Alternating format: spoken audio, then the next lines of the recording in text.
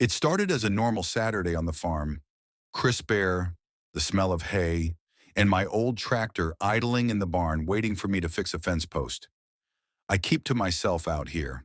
I like the quiet and the freedom of having space to breathe. That morning I went out to open the barn door so I could get a roll of wire and a couple of tools, and I stopped dead in my tracks. Parked across the entire barn entrance, blocking every inch, was a shiny new Bentley. Not just close, smack in the middle of my doorway like it owned the place. A perfectly ridiculous, gleaming, obnoxious Bentley. And leaning against it with her arms crossed, heels clicking on the gravel, was Karen, the local HOA president who's always had it in for anyone who doesn't live behind her gated subdivision. She had that "I'm entitled to everything" look and a smirk like she'd rehearsed the scene. I blinked, thinking maybe this was some kind of joke. My neighbor walked up behind me saying, "You seeing this?"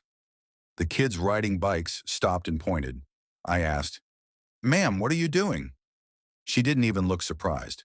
She flicked her hair and said, "You're blocking the view. This parcel is adjacent to our community easement, and I can't have your junk around here. Park your tractor somewhere else." I pointed to the barn entrance and said, "That's my barn, and that's my tractor. You can't park on my property." She rolled her eyes and said something about community standards and that she had rights to enforce compliance. I calmly told her she was on private property and needed to move her car immediately. She laughed. "Oh, honey, you think that'll make me move?" "I own this street," she said, which was nonsense, but she delivered it like gospel. I asked politely to move the car. She refused, crossed her arms, and went as far as to call someone on her phone. I assumed she was calling one of her HOA cronies, or maybe trying to get the cops to come play along with her little power trip. While she was on the phone, I walked to the side of the barn to see how bad the blockage was. The Bentley had kissed the barn frame so close that the gaps were millimeters. There was no way to squeeze the tractor out without scraping paint and probably ripping off a mirror. My tractor's older than half the houses in town, but it's mine and it does the work I need. I breathed in, kept my voice steady, and said, "Karen, you need to move that car. This is my property." She shrugged and said, "I'm not moving it. You'll have to tow it off yourself." The tone in her voice shifted then.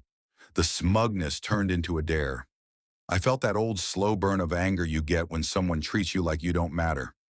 I'd tried diplomacy first. I'd always tried that. Now it was a spectacle. People started gathering across the road because word travels fast when something shiny is involved. My neighbor asked if I wanted him to call the cops. I shook my head. If the car was on my land and she was refusing to move, law enforcement might be involved, sure, but I didn't want a drawn-out standoff that would give her the dramatic attention she craved. I walked back to the tractor, climbed into the seat, and sat there for a second looking at her.